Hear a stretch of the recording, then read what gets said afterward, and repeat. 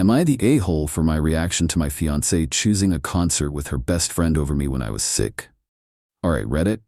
I need a sanity check. My 32M ex-fiancée 29F, let's call her Jenna, and her entire circle of friends are calling me a manipulative monster. I, on the other hand, think I just calmly and logically responded to a critical system failure. But the fallout was significant, so I'm turning to you. Am I the a-hole? Jenna and I were together for 4 years, engaged for the last 6 months. On the surface, we were a great couple. I have a good job as a lead project manager, and I was always happy to be the primary provider. The lease on our apartment is solely in my name, as are all the utilities, the car she drives, our cell phone plan, the whole 9 yards. This was a joint decision we made when we moved in together, as my credit and income were stronger. She worked part-time as a social media manager, and her income was mostly for her personal spending. I thought we had a balanced, supportive partnership. The one recurring issue, the one crack in our foundation, was her male best friend, Leo, 30M. They've been friends since college, and their relationship is intense. He has a key to our apartment. He is a constant presence. If we have a disagreement, she calls him for advice before she even finishes the conversation with me. I've tried talking to her about boundaries, calmly and respectfully, multiple times. Each time, I was dismissed as being jealous or insecure. She would always say, "Leo is my family. You just have to accept that." I accepted it because I trusted her. That was my mistake. Last Wednesday, I came down with a nasty case of the flu. I'm not talking about a little sniffle. I'm talking 103-degree fever, body aches, the whole miserable package. I was completely laid out on the couch, barely able to move. That Friday was the night of a huge concert for a band they both love. They had bought the tickets months ago. I, of course, told Jenna she should still go. I wasn't going to ask her to miss out. I just asked if she could check on me before she left and maybe drop off some more medicine on her way home. A reasonable request, I thought, for a man you're supposed to be marrying. Around 5 p.m. on Friday, I was feeling worse. I called her to ask if she could pick up a specific kind of fever reducer on her way home from work. She told me she couldn't. She was already out, getting ready for the concert with Leo. "Okay," I said, my voice weak. "Can you just make sure my glass of water is full before you go? And could you please text me when you're on your way home tonight?" "Actually," she said, her voice hesitant. "Leo and I were thinking of getting a hotel room downtown after the show. It'll be super late, and it's easier than trying to get a cab back." I was silent for a moment. My fiancée was choosing to get a hotel room with her male best friend instead of coming home to her sick partner. "Jenna," I said, my voice quiet, "I have a high fever. I'm alone. I need you to come home tonight." And then she said the words that changed everything. She sighed, a heavy, annoyed sound. "Look, I know you're not feeling well, but I can't let Leo down. He's been looking forward to this for months. I already promised him. It's just one night." I waited for her to say something else to soften it, to show a shred of concern for me. She didn't. The choice was clear. Her priority was not my health or my well-being. Her priority was not letting her best friend down. I felt a strange, cold clarity wash over me. The fever, the body aches, they all seemed to fade into the background. I saw the entire structure of our relationship, and I saw that the central support beam was not just cracked, it was non-existent. "I see," I said, my voice completely flat. "Good," she said, relieved. "I'm glad you're not going to make a big deal out of this. I'll see you tomorrow." She hung up. I lay there on the couch for a long time. Then I made a decision. I was not going to make a big deal out of it. I was going to make a final deal out of it. Fueled by a sudden surge of adrenaline and a whole lot of ibuprofen, I got to work. It was a quiet, methodical process. First, I packed. I took 3 large suitcases and packed every single thing that belonged to me. My clothes, my books, my work documents, my family photos. I was a ghost, erasing myself from the apartment. Second, I made a series of phone calls. I called our cell phone provider and had her line, which was on my family plan, immediately suspended. I called the credit card company and reported the supplementary card I had given her as stolen, deactivating it instantly. I logged into all our shared streaming accounts and changed the passwords. Third, I went to my laptop. I drafted a polite, professional email to our landlord, giving my official 30-day notice to terminate the lease on the apartment. I attached the signed form and paid the final month's rent in full. Finally, I sat down and wrote a short, simple note. I placed it on the clean, empty kitchen counter, next to her now useless apartment key. I took my own key, walked out the door, and closed it behind me for the last time. I drove to my parents' house where I knew I could crash for a few weeks, and I went to sleep. The note I left on the counter read, "Hope the show was worth it. Go be his priority." So Reddit, am I the a-hole for my reaction? She says I was diabolical and disproportionate. I think I just took her at her word.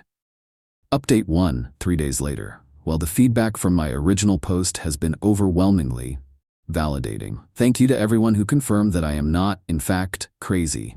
A lot of you were asking for the details of the fallout. It was, as many of you predicted, spectacular. I spent Saturday recovering at my parents' house. My fever finally broke, and my phone remained blissfully silent. I had blocked Jenna's number, but I knew the silence wouldn't last. The storm made landfall on Sunday afternoon. It began with a series of frantic emails from Jenna. The first one, sent around 1 p.m., was confused. Subject, "Where are you? Hey, just got back to the apartment. It's empty. Where did all your stuff go? And my key isn't working. Did you change the lock? Call me." The second email an hour later was angry. Subject, "This isn't funny, Mike. My phone isn't working. I had to use Leo's to even email you. What did you do? And the landlord just posted a notice of lease termination on the door. You need to call him and fix this right now." The final email, sent late that night, was pure, unfiltered panic. Subject, "Please, just talk to me." Okay, I get it. You're mad. I'm sorry. I shouldn't have stayed at the hotel. But this is insane. You can't just disappear and cancel the lease. I have nowhere to go. All my stuff is here. And the credit card you gave me was declined at brunch today. It was so embarrassing. We need to talk. Please, Mike, I made a mistake. I didn't reply to any of them. The real story of their weekend came from an unexpected source. Leo's on-again, off-again girlfriend, a woman named Sarah. She found me on social media and sent me a message. She said she had seen my post on Reddit, apparently it's making the rounds, and wanted to tell me that I was her new personal hero. According to Sarah, Leo had told her he was going on a guy's weekend out of town. She only found out he was at a concert with my fiancé when she saw their posts on Instagram. She said this was a pattern with him, using other women for entertainment and a place to stay while he was on a break from her.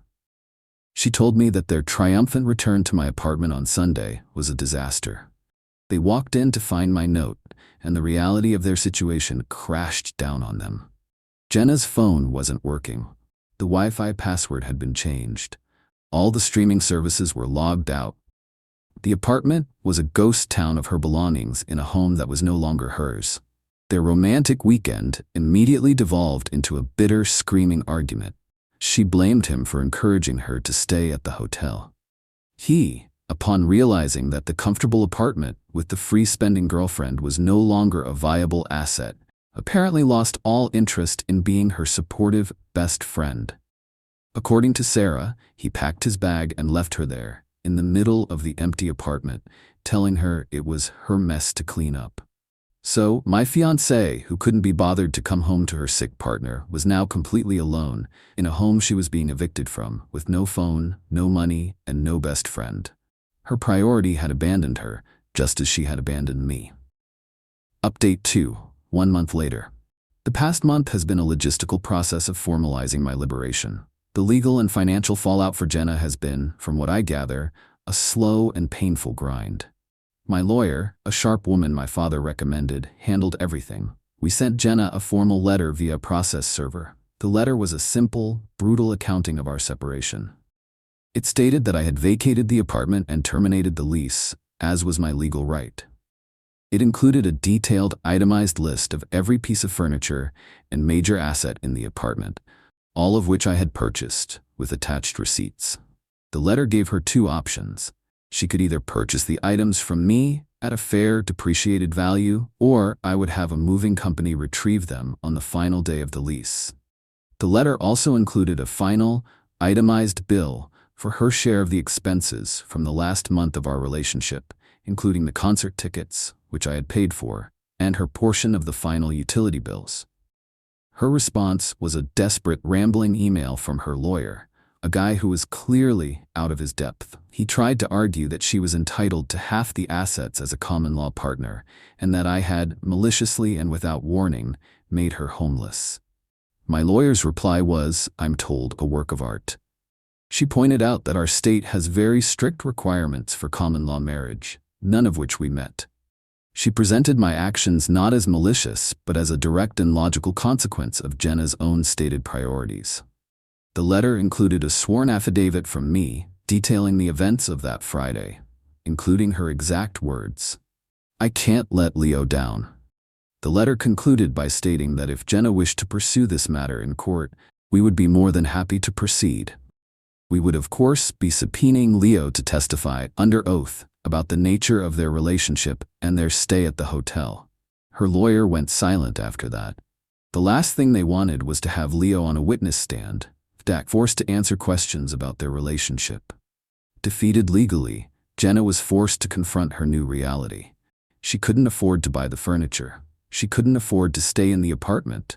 She had to spend the last few weeks of her tenancy living on an air mattress in an empty room, surrounded by boxes. The day of the move-out was the final, quiet act.